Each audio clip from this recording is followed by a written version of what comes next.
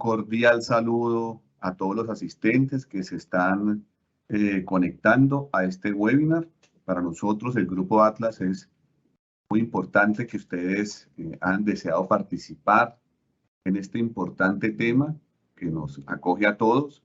Y en nombre del Grupo Atlas, pues queremos agradecer también especialmente a nuestros panelistas que han decidido aceptar la invitación, a todas las personas que están conectadas y a los que están poco a poco conectándose. Este va a ser un espacio muy importante, es un espacio donde queremos compartir y brindar información acerca de cuáles son esos posibles riesgos que se nos avecinan en este panorama político en el que estamos nosotros, este vaivén de incertidumbre que está acobijando el país, que nos ha generado pues muchas dudas, muchas inquietudes acerca de qué decisión debemos tomar, hacia qué lado debemos migrar nuestras expectativas, por quién votar, cómo será el futuro del país en adelante, a qué estamos expuestos, qué se nos avecina con esta tormenta política.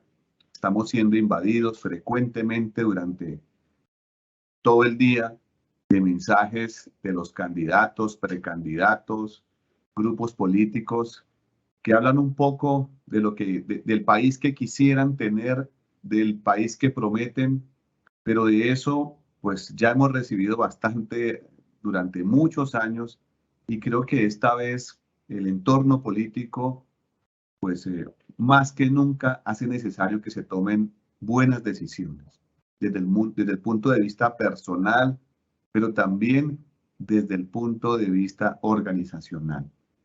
O sea que queremos nuevamente reiterar la complacencia por haberse vinculado a este webinar que organiza el Grupo Atlas. Les queremos contar que el Grupo Atlas es una empresa que lleva más de 47 años en el mercado, que además estamos ofreciendo una oferta de valor integral en seguridad, prevención de riesgos, en logística de valores en diferentes sectores y centros económicos del país. A través de una oferta de valor integral, también generamos valor agregado a nuestros clientes, identificando los riesgos de sus negocios, de los clientes, y resolviendo los problemas y necesidades mediante la construcción de soluciones especializadas a la medida del sector bajo un modelo integral de servicio. Sin más, pues queremos presentar especialmente a nuestros panelistas. Queremos hablar inicialmente de la primera persona que estará con nosotros, el señor Sergio Guzmán. Él es director de Colombia Risk Analysis. Proporciona análisis de riesgos comerciales, de seguridad y políticos para la región andina. Sergio ha trabajado con clientes del sector privado en diversas agremiaciones que incluyen minería, energía, inclusión financiera, manufactura, comercio, agricultura, cannabis medicinal, transporte y logística. En Colombia Risk Analysis, Sergio también brinda información a diferentes gobiernos y organizaciones humanitarias internacionales que trabajan en Colombia. Es columnista para Global Americans, para Americas Quarterly, contribuye al Economist Intelligence Unit y al Oxford Analytica y Foreign Policy. En los distintos medios brinda análisis para comprender la evolución del contexto político y de seguridad de Colombia y la región andina. Antes de unirse a Colombia Risk Analysis, Sergio fue el analista principal para Colombia, Bolivia y Surinam, en Control Risks, en donde fue consultor internacional en riesgos políticos y de seguridad. Finalmente, Sergio tiene una maestría en Economía Internacional y Relaciones Internacionales de la Escuela de Estudios Internacionales Avanzada de la Universidad Johns Hopkins. Damos entonces la bienvenida muy especial a Sergio Guzmán, reiterándoles nuestra complacencia por estar con nosotros. Seguramente vamos a sacar mucho provecho de esta jornada. Les queremos pedir a todos los que están llegando al webinar que pueden escribir sus preguntas a través del portal de preguntas. Allí estaremos transmitiendo las preguntas a nuestros panelistas y abriremos un espacio para aclararlas por parte de ellos. Bueno, damos entonces la bienvenida y el inicio oficial con Sergio. Sergio, muy buenos días. Aquí estoy para compartirles un poquito sobre cuál es nuestra perspectiva sobre los principales riesgos que habrá en Colombia en el próximo año. En particular, contarles un poco sobre el panorama económico, lo que vemos en las elecciones presidenciales, las elecciones al Congreso, el entorno de seguridad rural y urbana, que ya sabemos que es fundamental. Hablaremos también de descontento y protesta social y finalmente, sin olvidar el medio ambiente, que es uno de los asuntos más importantes que nos atañan hoy en día. Como les mencionaba, somos una consultora que lleva apenas 3 años y medio en el mercado. Ayudamos a las empresas a evaluar sus riesgos económicos, sociales, reputacionales, políticos y de seguridad, precisamente para reparar la brecha de información que existe entre las empresas y el entorno político que hoy es particularmente controversial. Entonces, pues agradecer también a Seguridad Atlas por este espacio. Ellos y Colombia Risk Analysis son socios en distintos proyectos, entonces es un placer poder compartir con ustedes. A ver, arranquemos hablando de economía. La situación económica, a pesar de que el gobierno haya dicho que es extraordinaria por el crecimiento de 10,6% en el 2021, tiene unas debilidades estructurales que son muy importantes de discutir. No solamente porque Colombia mantiene lo que llaman déficits gemelos, es un déficit fiscal estructural y un déficit de la cuenta corriente que la crisis de Ucrania puede ayudar a resolver un poquito, pero eso también implica que tendrá que haber necesariamente una reforma tributaria durante el próximo gobierno. Quizás podamos aplazar eso el 2022, pero en el 2023 o antes de 2024 la reforma tributaria se vuelve inaplazable. Además de eso, todos los candidatos y el gobierno actual han tenido una política de expansión fiscal bastante agresiva y los subsidios que otorgó el gobierno nacional en el marco de la pandemia expiran al final de este año. Es decir, el próximo gobierno va a tener la pelota incómoda de o terminar esos subsidios, lo cual puede ser políticamente dificultoso, o continuar esos subsidios, lo cual puede ser fiscalmente insostenible. Entonces, sí o sí, el próximo gobierno va a tener que hacer una reforma tributaria y encima de eso, el panorama internacional con las calificadores y la inflación, que es un fenómeno global, pues está respirándole en la nuca al gobierno. El Banco Central, como ya supimos, está planeando continuar su política de incremento de tasas, que con seguridad también seguirá el resto de Latinoamérica en ese esfuerzo, y la voluntad política de hacer decisiones difíciles será mirada con detenimiento por las agencias de calificación. Recordemos que Colombia tiene 2 agencias de calificación que lo califican por debajo del grado de inversión y solamente una que no lo hace. Eso quiere decir que la gestión de riesgo recae cada vez más sobre los inversionistas individuales, encareciendo un poco más las operaciones crediticias. Pero una reforma tributaria que el gobierno incluya sí o sí va a tener que dirigirse sobre este tema, porque Colombia es uno de los países de la OCDE que menos impuestos recoge en comparación con los demás.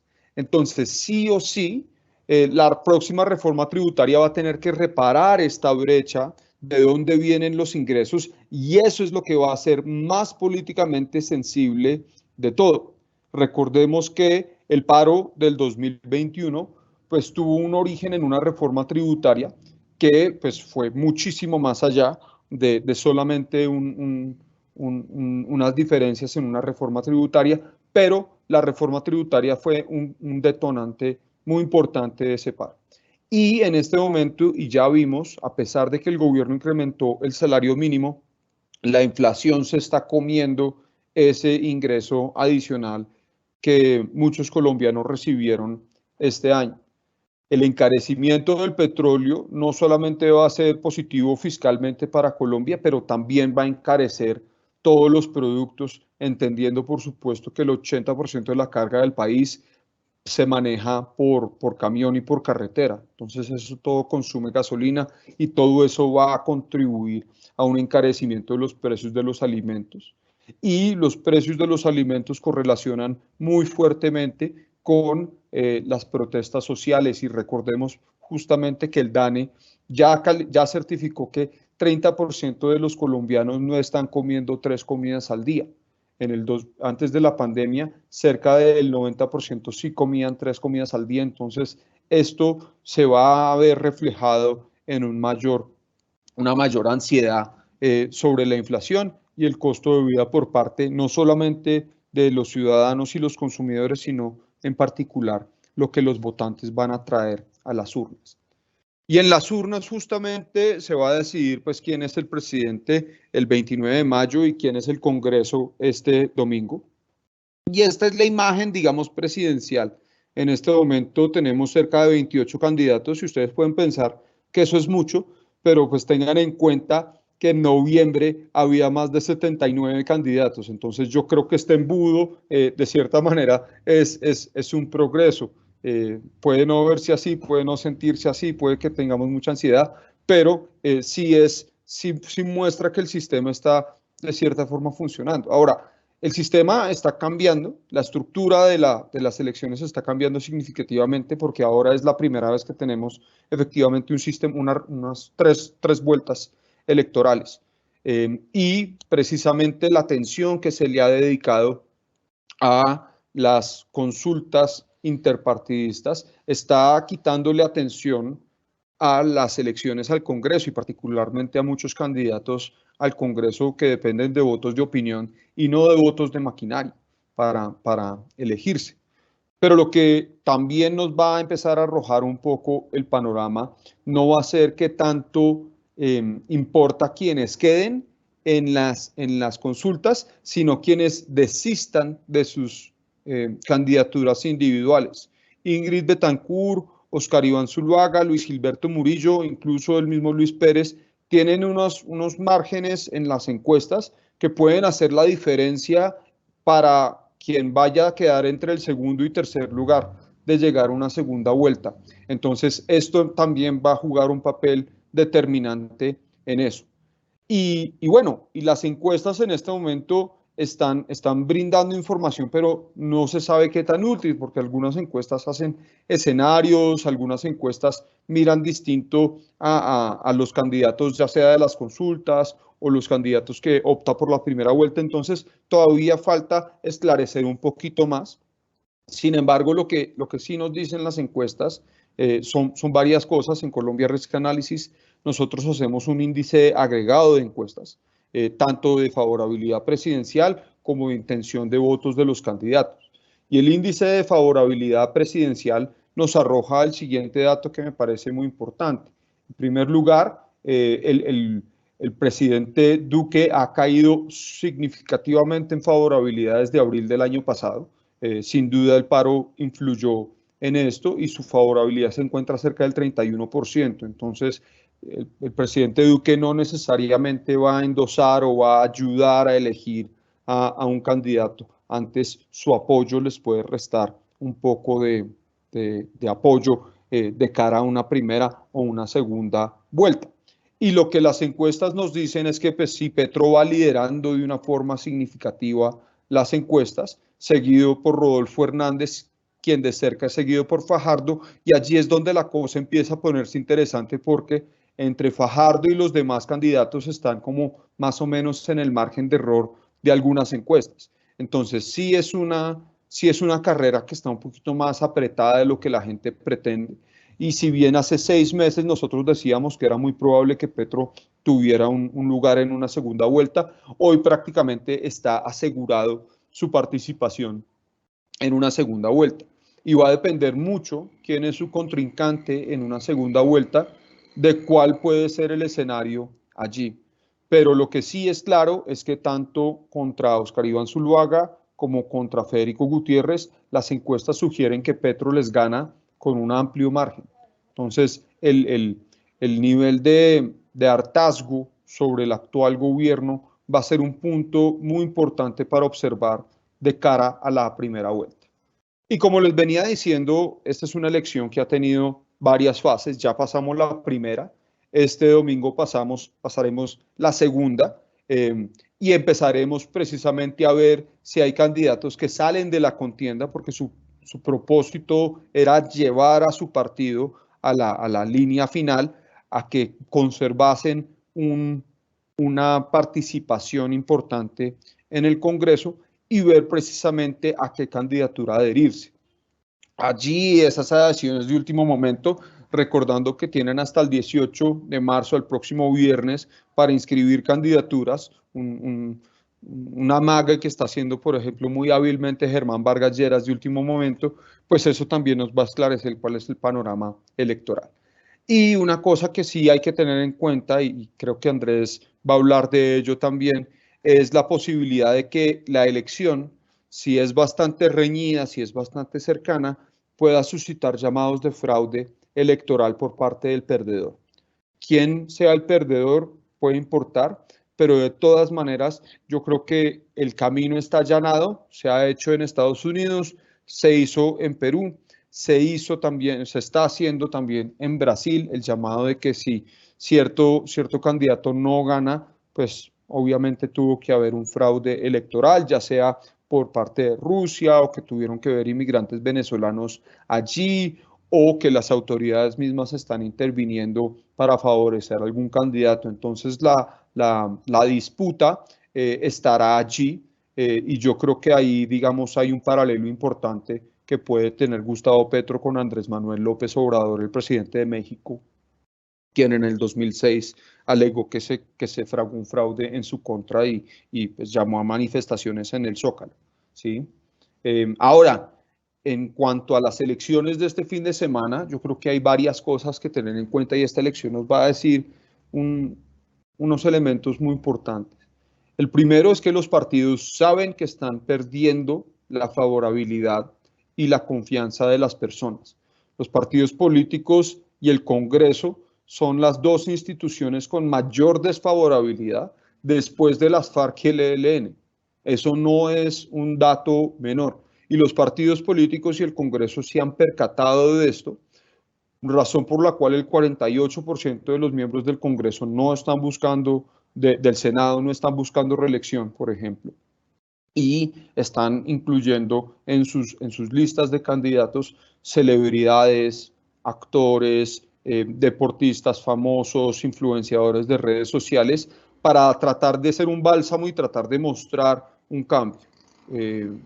Entonces creo que esto es importante porque precisamente puede sugerir que va a haber muchos candidatos populistas o que traigan una experiencia distinta. Y este dato, el de la participación electoral, va a ser clave, porque en Colombia, de las últimas 4 elecciones, la mayor participación que ha habido es de 47%. Si hay una participación del mismo tamaño similar, podemos ver unos patrones de votación pues bastante similares a los que tenemos hoy, pero si hay una participación mucho más significativa en estas elecciones del domingo, entre el 55 y el 60%, sí nos puede indicar que va a haber un crecimiento en los votantes inconformes, teniendo en cuenta que el 80% de los colombianos consideran que las elecciones y que el país va por mal camino y que tienen que votar por un cambio ampliamente definido. Entonces, la participación de estas elecciones, pues precisamente va a ser un dato que nosotros tenemos que examinar con muchísimo detalle, no solamente pues el asunto de la nulidad de los votos, sino también el asunto de cómo están partiéndose esos entre las coaliciones, cómo están partiéndose esos votos entre los partidos y por supuesto la participación regional en zonas en donde previamente no había participado mucha gente, ya sea por violencia o por algún tipo de impedimento electoral. Recordar también, digamos que hábilmente el gobierno puso el primer día sin IVA del año para este viernes. Yo considero, y me gustaría escuchar la opinión de Andrés ahorita más tarde, que eso es un poco injerencia electoral, porque si muchos votantes dependen de tener un ingreso o un dinero disponible para gastar en el traslado desde y hacia los puntos de votación, tener un día sin IVA el viernes antes puede gastar estos ingresos dejándoles sin dinero para, por supuesto, atender las urnas el domingo. Es una especulación mía, pero creo que hay un argumento que dar allí sobre si esto es injerencia en política o no del gobierno. Hay dos asuntos importantes que el próximo Congreso particularmente se va a tener que encargar, y este es el primero. El próximo Congreso va a elegir a 6 de 9 magistrados de la Corte Constitucional, siendo la Corte Constitucional un cuerpo colegiado que ha detenido o impedido de una forma muy importante los decretos ejecutivos o brindado unos derechos que el Congreso no ha sido capaz de legislar sobre ellos, como lo fue el asunto del aborto hace 2 semanas ya, ¿sí? Y recordar que durante la pandemia el presidente Duque pasó cerca de 114 decretos y de esos 114 decretos la Corte Constitucional tumbó cerca del 50% de los artículos. Entonces, la Corte Constitucional juega un papel muy importante tratando de reducir el poder que tiene el Ejecutivo, reducir la capacidad del Ejecutivo de gobernar por decreto en caso tal de que tengamos un presidente populista. Entonces, tener un Congreso que elija a estos magistrados va a ser fundamental, teniendo en cuenta que 2 de esos 6 magistrados van a ser ternados directamente por el próximo presidente, los otros de las altas cortes y el Consejo de Estado. Entonces tenemos 2 escenarios para el Congreso, que nuevamente va a determinar si el próximo gobierno tendrá o no gobernabilidad. Tenemos la foto actual del Congreso y tenemos 2 escenarios. En nuestro primer escenario, pensamos que es lo más probable, vemos un Congreso en donde la derecha pierde participación política debido al desgaste que ya he comentado y que el centro y la izquierda crecen. Yo creo que la estrategia tanto del nuevo liberalismo como del pacto histórico de tener listas cerradas puede ayudar en ese propósito, en mayor medida la del pacto histórico que en la del nuevo liberalismo, pero eso también va a generar un poco de fricción entre esos partidos de centro y aquellos partidos que se consideran tradicionales, porque serán estos partidos, especialmente Cambio Radical y el Partido Liberal, que no han apoyado oficialmente a ningún candidato en la contienda, los que pueden dar el brazo a torcer para hacer mayorías, ya sea para el centro o para la derecha, si llegasen a gobernar. Pero entonces, en el escenario que muchas personas han preguntado que la izquierda crezca significativamente, hacer de cuenta que si en este momento miramos la composición del Senado, no de la Cámara voy a hablar en un momento, podemos decir que hay cerca de 15 votos a favor de Petro, o que podría tener Petro 15 votos en el Senado. Si duplicamos eso, tendría 30, que no es mayoría. Si triplicamos eso, sería 45, que no es mayoría. Entonces, a Petro le tiene que ir demasiado bien en las elecciones al Congreso para tener una mayoría. Entonces, es razonable concluir que es muy poco probable que tenga una mayoría en el Congreso que le permita gobernar. Entonces, le va a tocar, de cierta forma, llegar a consensos y a compromisos, algo por lo cual él no es conocido a hacer. Entonces creo que en nuestro segundo escenario vemos que justamente esta tensión opacada que va a tener el Congreso, pues sí le puede dar una mayor oportunidad a los partidos tradicionales y a los partidos que utilizan la llamada maquinaria para mantener una posición en el Congreso. Inevitable sí, el Partido Centro Democrático sí va a tener una contracción de las 19 plazas que tiene hoy, pero eso también puede ser llenado por otros partidos, como lo puede ser el Partido Liberal o Cambio Radical, o incluso el partido de la U. Pero sí vamos a tener unos nuevos protagonistas en el Congreso, que me parece importante destacar, que son los integrantes de las 16 curules de paz. 16 curules en una Cámara de 188 escaños, pues no va a significar la gran diferencia, pero sí en votos cercanos puede dar el brazo a torcer. Pero es importante recalcar que estos votos son muy heterogéneos.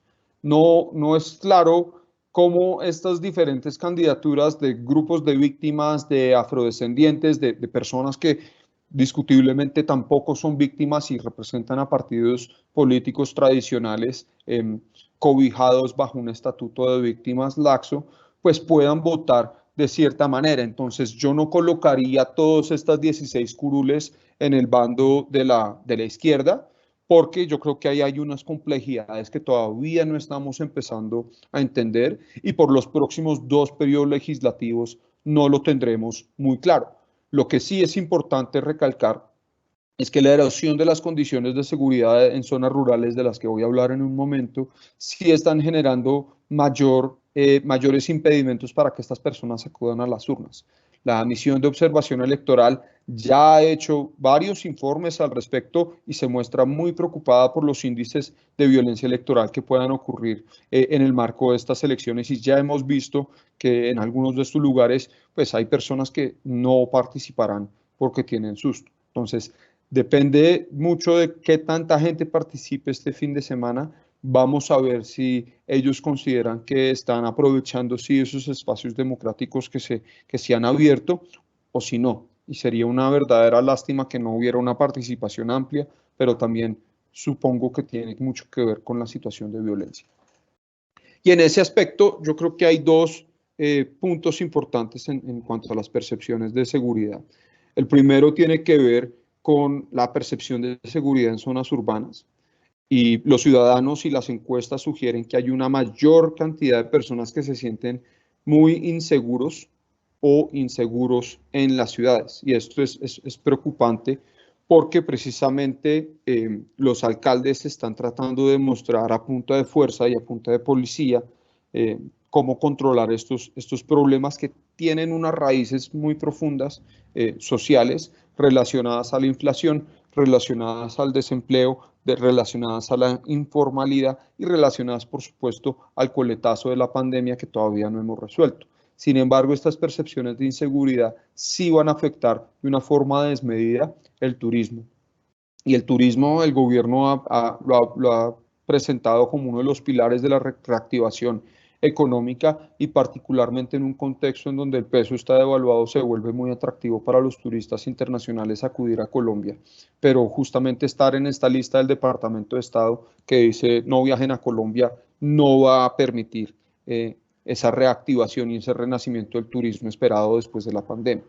En zonas rurales la situación es muy distinta. En zonas rurales sí vemos una erosión marcada de la situación de seguridad, unos grupos armados en distintas partes del país, como en Arauca, como en Cauca, como el Bajo Cauca antioqueño, que han expandido su poder territorial y que han aprovechado también los vacíos dejados por las FARC para hacerlas. Al principio era una confrontación entre esos grupos, ahora ya pasamos a un nivel distinto en donde esos grupos están activamente confrontando al Estado. Entonces es un escalamiento bastante preocupante, y esto se ha habido reflejado en la violencia política hacia los líderes sociales y las masacres que nosotros en los últimos 2 años hemos presenciado con pues, estupefactos viendo cómo pasa eso.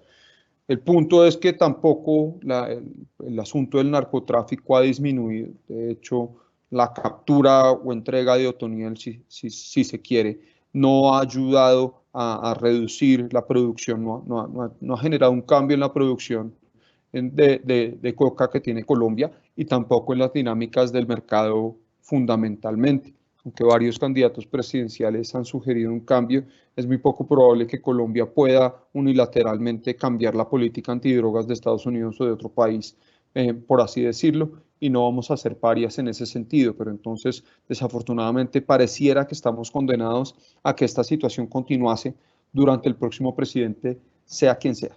Y eso es preocupante. El otro asunto, y ya me faltan solo dos para no aburrirlos mucho más, tiene que ver precisamente con la protesta y la manifestación social. La protesta y la manifestación social depende en gran parte de dos cosas. ¿Qué tanto dura una manifestación social? Depende en primer lugar de la diversidad de sus componentes. Si sus componentes son personas que salen tradicionalmente a manifestarse o no, si pertenecen a un grupo homogéneo con unos objetivos políticos determinados, las manifestaciones tienden a ser cortas porque no tienen un arraigo amplio de la sociedad, pero cuando las manifestaciones reúnen distintos grupos de interés, taxistas, camioneros, gremios, estudiantes, profesores, distintas ramas, pues estas manifestaciones tienden a durar más tiempo y depende muchísimo de cuál es la respuesta gubernamental a esas demandas y cuál es la fuerza con la que la policía y las autoridades reprimen o dispersan la manifestación, que también determina si la manifestación va a durar en el tiempo. Lo vimos en el paro del 2019, lo vimos en el paro del 2020 después de que mataron a Javier Ordóñez y lo vimos en el paro del 2021. La pregunta es si lo vamos a ver en el próximo paro que haya en el próximo gobierno o no. Solo un candidato está diciendo que desmantelaría el SMAT, ya me imagino que saben quién son, pero esta percepción sobre la dirección del país no ha cambiado y no parece que vaya a cambiar prontamente.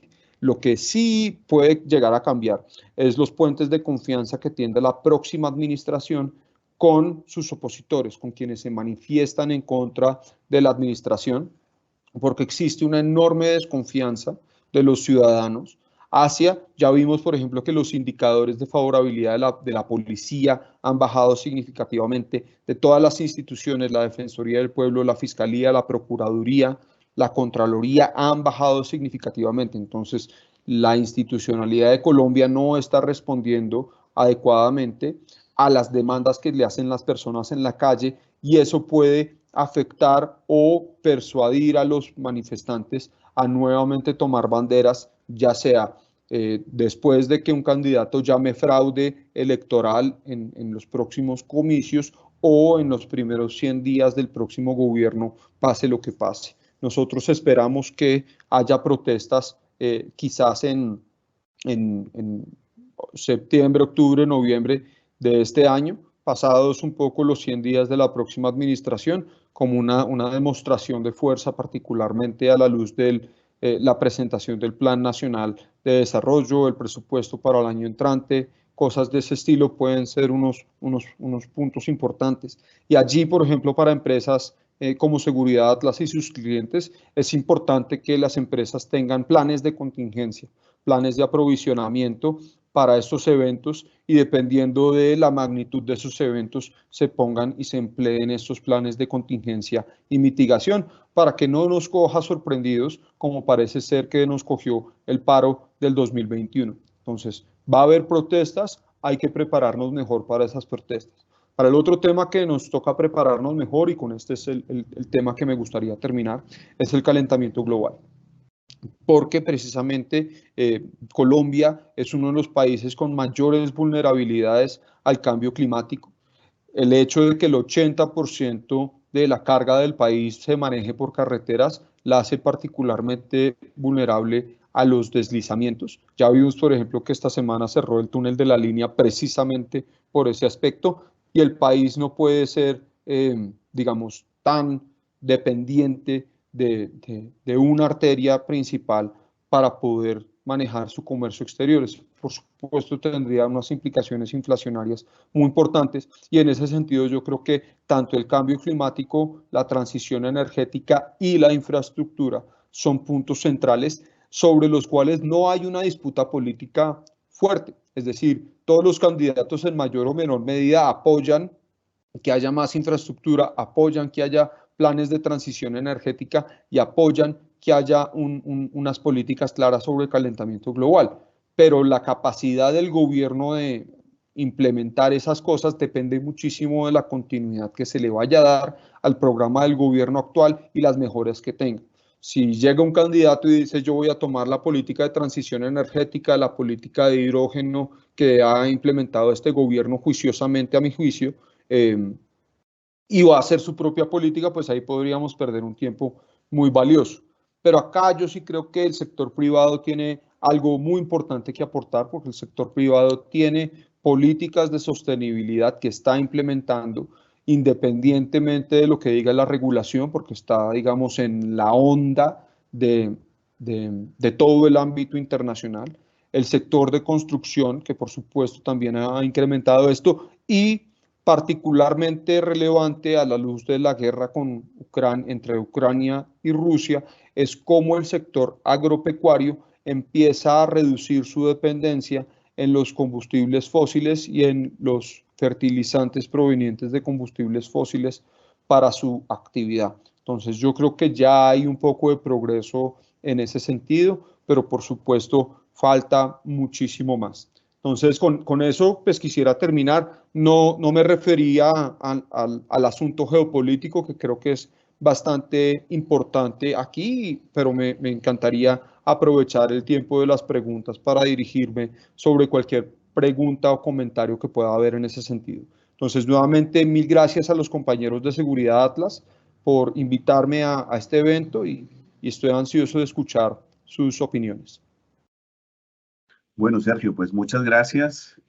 Ha sido supremamente claro con tu exposición, que nos ha dejado cosas muy interesantes.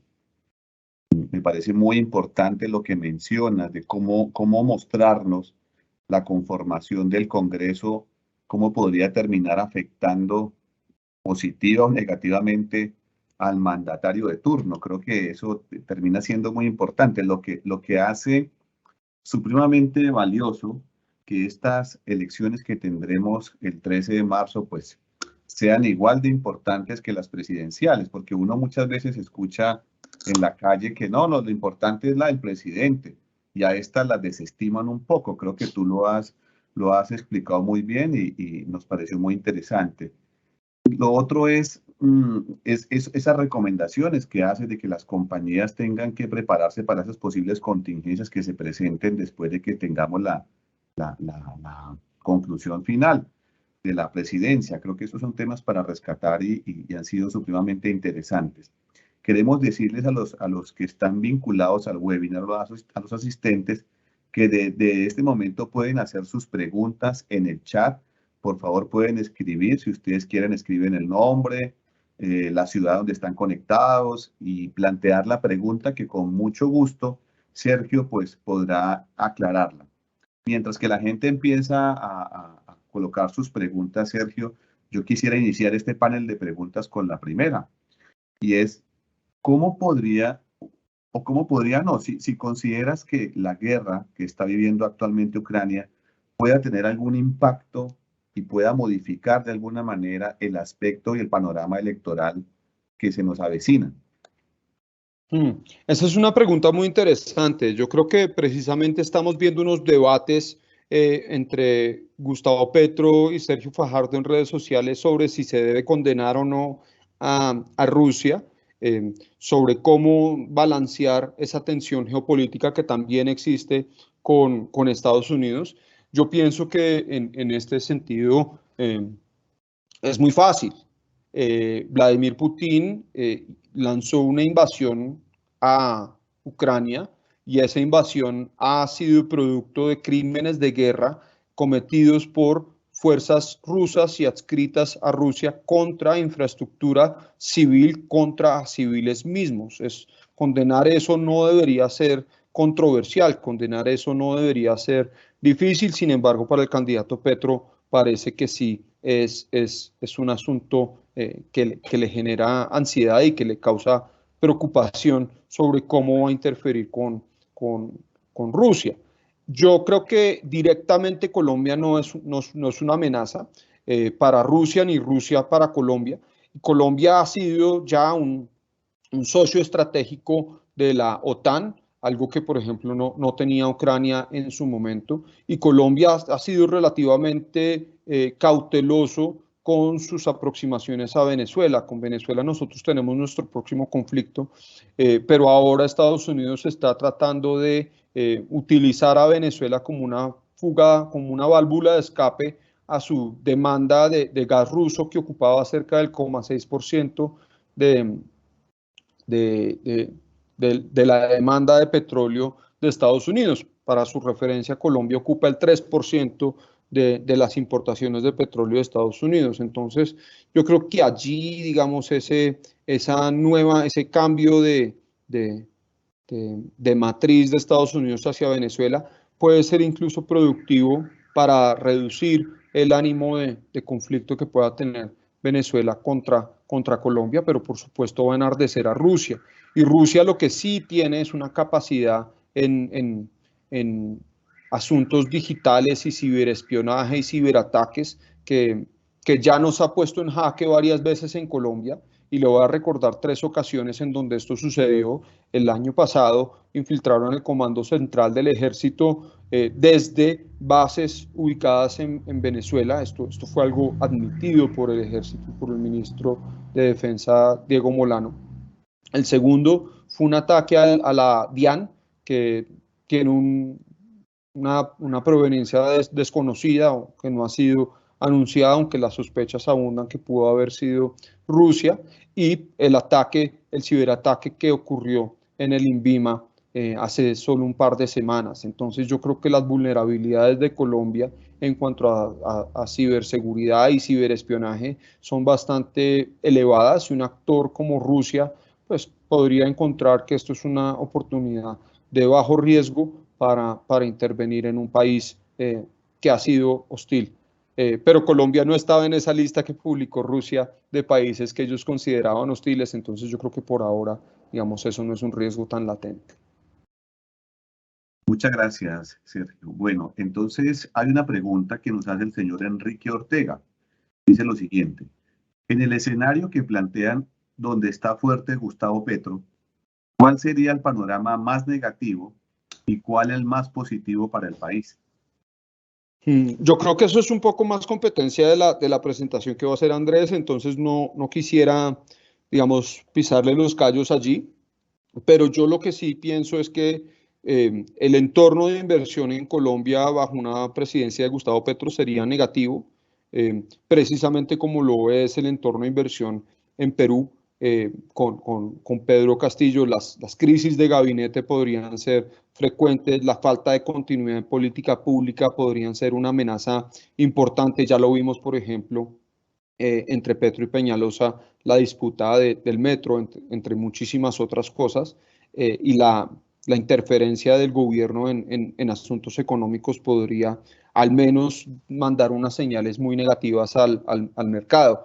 En particular lo que tiene que ver con el decreto de estado de emergencia que estaba hablando Gustavo Petro en estos días, y con su ánimo de hacer cambios significativos en la Junta del Banco de la República y probablemente también en la dirección de Ecopetrol. Entonces, ese es el escenario más negativo. Y en el escenario más positivo es una presidencia que se vea restringida por pesos y contrapesos existentes en la democracia, donde las Cortes y el Congreso empiecen a jugar un papel determinante, y también las entidades y los órganos de control del Estado limiten mucho el margen de maniobra que pueda tener un presidente. El mejor caso es que Petro gane y no pueda hacer mucho, y eso lo vuelva a él muy frustrado, pero que en últimas no puede hacer mucho. Yo creo que ese es uno de los mejores escenarios en ese caso. Muy bien, Sergio. Y hay otra pregunta. ¿Cuál sería el consejo más práctico que pudieras dar para que podamos aplicar este 13 de marzo en las votaciones del Congreso? ¿Cuál es tu consejo? Pues nosotros, pues primero que salgan a votar. Eso sí, que todo el mundo ejercite su derecho al voto libremente. Es el más importante, que los empleados de todas las personas ejerciten su derecho al voto libremente es fundamental.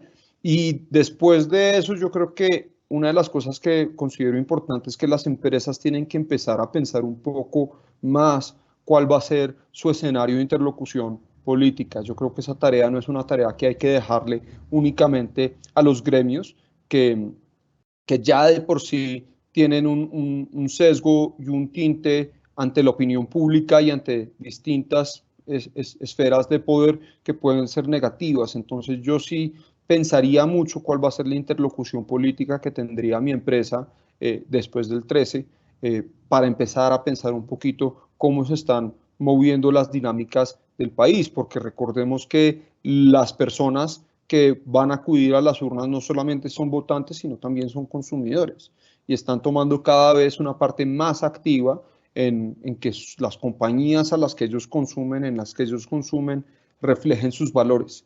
Entonces, antes de cantar por algún partido o alguna corriente política, yo les recordaría a las empresas que recuerden sus valores, que proyecten sus valores, que hablen sobre sus valores y que conforme a eso traten de ser consecuentes y coherentes en su interactuar político.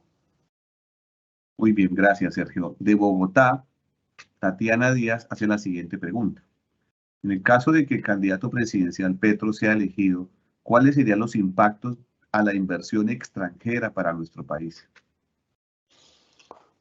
Pues yo creo que el 2018 nos dio una imagen muy clara de eso.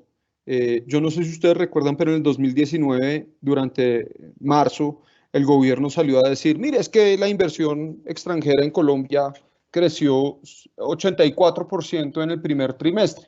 Eso es solo si se compara con el primer trimestre de 2018, que es precisamente en el que nosotros estamos, digamos, en paralelo hoy. Y es que hay una contracción de inversión antes de las elecciones. Y eso es natural, eso es esperable. Muchas personas están hablando de la cláusula Petro. Yo no he visto una cláusula Petro. O sea, hay especulación de que existe, pero yo no la he visto en algún contrato. Pero sí genera mucha inquietud y las empresas pueden simplemente decidir tomar un efecto timing y esperar a que se aclare el panorama antes de tomar decisiones grandes. Entonces yo considero que por lo menos el primer semestre del año en inversión directa extranjera va a verse digamos, muy restringido, y en el segundo semestre del año va a depender muchísimo de cuál es el resultado electoral. Y si gana Gustavo Petro, yo creo que muchas empresas pues van a no expandirse, o sea, el capital comprometido que ya tienen en Colombia no lo van a sacar, porque también yo creo que muchos van a esperar a ver qué puede hacer, qué hace el nuevo presidente, etcétera. Pero proyecciones de crecer sus inversiones o hacer nuevas inversiones podrían ser reducidas significativamente.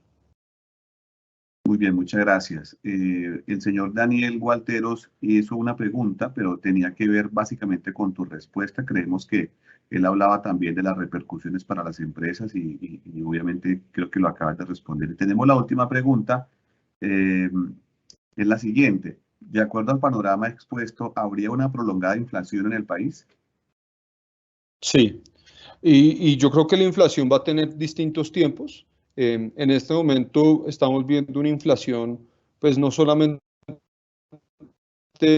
producto de la expansión fiscal que han tenido los distintos países y la inflación del extranjero, sino que también este año van a sumarse el encarecimiento de los precios del petróleo, la oferta y la producción de trigo, de cereales, de Rusia y Europa Central, y también de urea y otros fertilizantes que van a tener un efecto de encarecimiento de los alimentos, y va a pegarnos cada vez más duro cuando se aproximan los periodos de cosecha de estos cereales, que son en octubre y septiembre y octubre. Entonces, allí yo creo que podemos esperar que la inflación no solamente vaya a ser producto de las dinámicas internacionales en el primer semestre, sino que en el segundo semestre estas limitaciones de oferta de productos básicos pues vayan a encarecer la canasta básica de alimentos, y que con eso también vaya ligado a a disturbios y protesta social. Quisiera, Sergio, si es posible que nos respondas esta pregunta que nos llegó después de que cerramos el chat en tu exposición. ¿Estás todavía, Sergio, por aquí? Con mucho gusto, con mucho Gracias, gusto. gracias, Sergio. Mira, la pregunta que hacen, dicen, la estrategia de Vargas Lleras será lanzarse a presidente después de que a Char no le vaya bien en los comicios. Pues depende mucho, mire, por un lado, yo lo que sí veo es que Cambio Radical tiene dos facciones, por así llamarlo, la facción cachaca y la facción costeña. Y la facción costeña, por supuesto, está con Char y Vargas Lleras tiene la facción cachaca que puede darle unos votos no despreciables a distintos candidatos y puede ser, digamos, un punto de quiebre importante en sus propios esfuerzos. Entonces, yo creo que no hay que disminuir la importancia de que Germán Vargas Lleras se lance, porque justamente esta elección se va a ganar es en las márgenes. Entonces, esa margen que Vargas Lleras le puede dar a cualquier aspirante puede ser determinante para ver si llega en segundo o tercer lugar, o sea, si llega a una segunda vuelta o no. Lo mismo ocurre, por ejemplo, con César Gaviria, quien ha apoyado y ha buscado reunirse tanto con Gustavo Petro como con Alejandro Gaviria para decidir detrás de quién se lanza. Entonces yo creo que precisamente esto es una coyuntura fascinante eh, porque nos da una idea mucho más clara sobre quién va a ganar. Ten en cuenta también que pues, el Partido Cambio Radical no tiene que inscribir un presidente, el Partido Cambio Radical es libre de hacer alianzas y no es sino hasta el 18 que los partidos van a tener que dar sus últimas listas de candidatos presidenciales y vicepresidenciales. Entonces allí hay muchas cosas en juego y pues por supuesto Germán Vargas Lleras es digamos, como pez en el agua navega estas reglas, entonces puede pues con cierta facilidad sí lograr cambiar un poco el plante. Y eso pues nos cambiaría el escenario, pero hay que ver si sucede. Muy bien, Sergio. Bueno, hay una pregunta que nos hicieron, nos hace el señor Mauricio Morales, y aunque Andrés, digamos que hizo un breve recuento de ese tema, pues quisiéramos también aprovechar que estás allí y que pudiéramos ayudarnos con esa respuesta. La pregunta la hace Mauricio Morales y dice, ¿cuál es la realidad de la popularidad de Petro con encuestas amañadas por medios de comunicación donde no está compitiendo contra candidatos que apenas se definen el 13 de marzo? ¿Y cuál es la pregunta? O sea, la pregunta es si las encuestas están amañadas o La si... pregunta, creo que la pregunta está más enfocada hacia si realmente esa popularidad y esa ventaja se puede ver como objetiva hoy, dado que, como lo mostraba Andrés, está compitiendo él solo contra precandidatos que están pues como que atomizando el panorama de cada partido.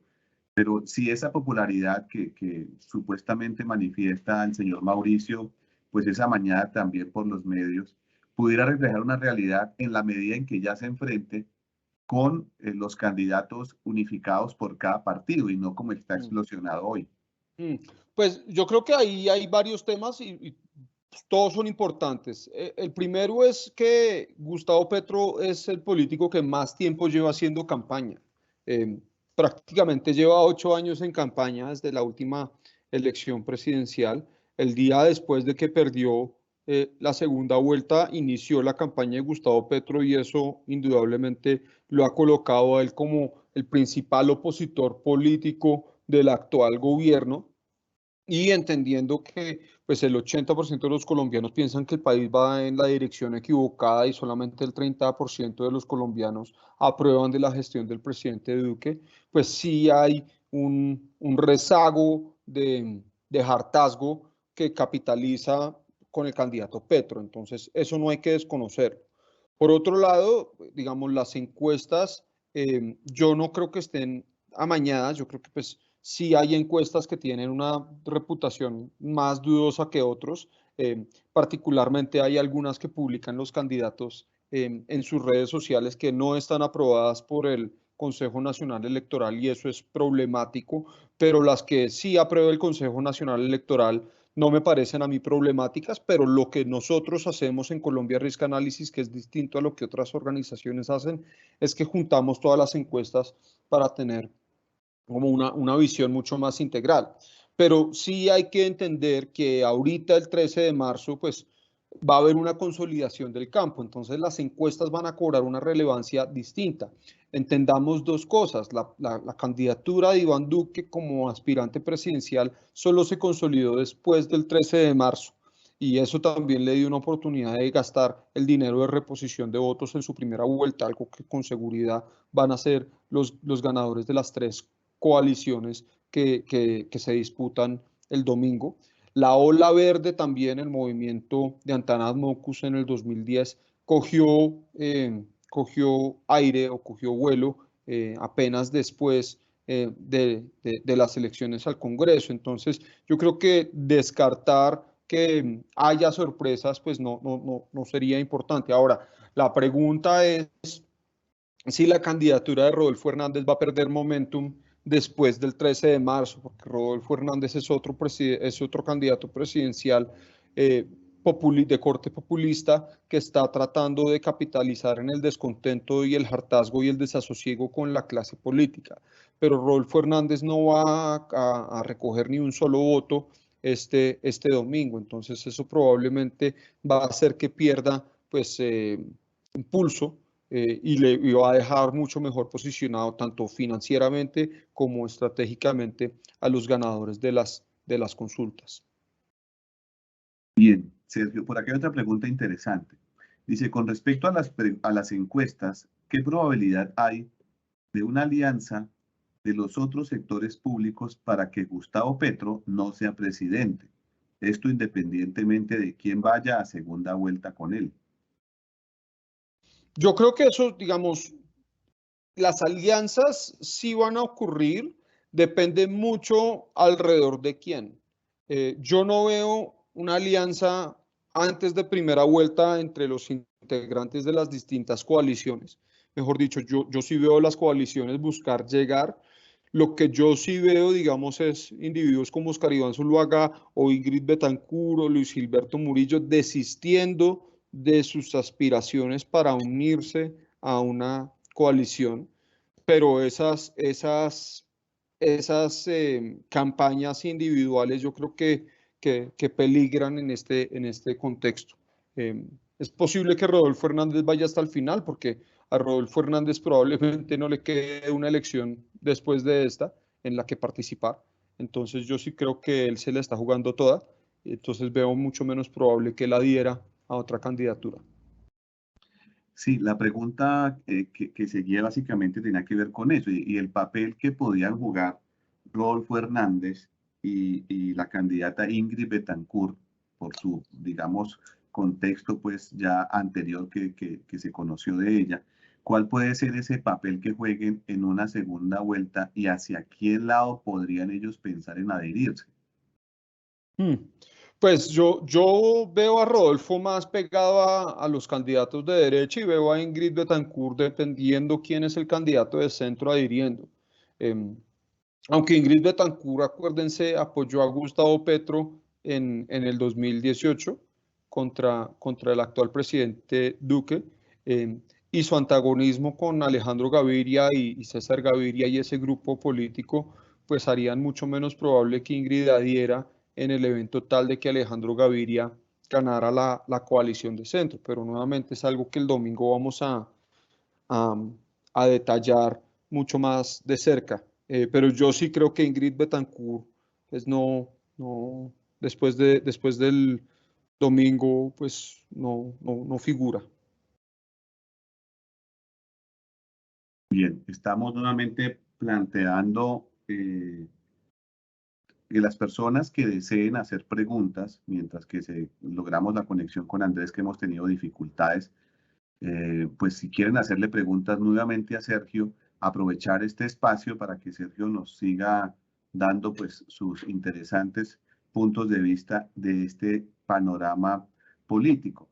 Hay una pregunta que surge también y es, ¿qué papel puede jugar Cali, entendiendo que fue una de las ciudades que más vivió, digamos, como el tema de levantamiento social y es donde la resistencia, entre comillas, jugó y movilizó, digamos, gran parte de las decisiones? Entonces, políticamente, ¿cómo Cali puede verse en este panorama? Pues mire, varias cosas. Primeramente, yo creo que Cali ha sido ha sido, y el Pacífico en general, han sido pues muy importantes para elegir el presidente en Colombia. Y la dinámica política y social del paro pues ha generado unas oportunidades para que distintos grupos políticos se consoliden en Cali. Esto indudablemente va a cambiar un poco la conformación política de Cali, lo tira un poco más hacia la izquierda que algunas de las demás ciudades. Nosotros también, porque antes lo que veíamos era Bogotá era el epicentro de la izquierda, pero ahora vemos una izquierda con mucha más fuerza en ciudades como Cali y en ciudades como Medellín, algo que también es indicativo cómo están cambiando un poco las tendencias, eso me parece interesante. Y pues hay que ver si la participación no solamente de Cali, sino de los demás municipios del Pacífico es grande. Recordemos que en el 2018 en su mayoría estos departamentos apoyaron a la candidatura de Gustavo Petro. Entonces yo sí creo que hay una importancia estratégica para la campaña de Petro en Cali y en el Pacífico más ampliamente, pero también, digamos, la gestión del alcalde Ospina en Cali tampoco como que lo favorece, porque si el alcalde Ospina podemos decir que es cercano un poco a esa corriente, a pesar de ser del Partido Verde, que no está con Petro completamente, sino que pues hay una facción que sí, pues sí podríamos ver que ese desenlace no es tan claro, porque del mismo modo, a pesar de que las protestas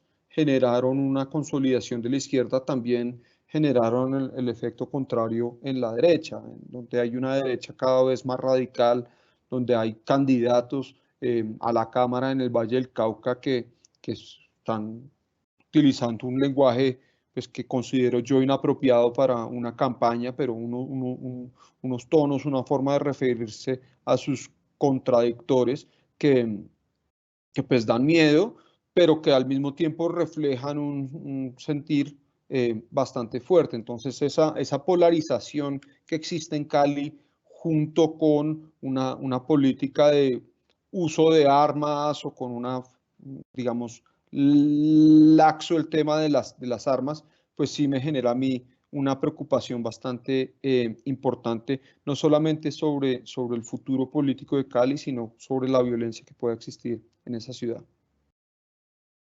Muy bien, Sergio, muchas gracias. Bueno, pues nosotros queremos agradecer especialmente a Sergio por su participación, por aclararnos todas las inquietudes de esa manera, por tu exposición tan clara. Creo que nos has dado un panorama supremamente valioso para nosotros como compañía y como compañías del país, a todos los que se han vinculado, pues darnos una mayor claridad para tomar la mejor decisión este domingo. Queremos agradecer también a todas las personas que se han vinculado a este webinar y por ahora pues agradecerles a todos por su participación, a toda la gente del Grupo Atlas que participó, a los que hicieron posible, a la alta dirección por generar este espacio tan valioso para nosotros como ciudadanos y como empresarios, a todos los que se vincularon. A ti especialmente, Sergio, muchas gracias, muy amables y que pasen un buen día. Muchas gracias.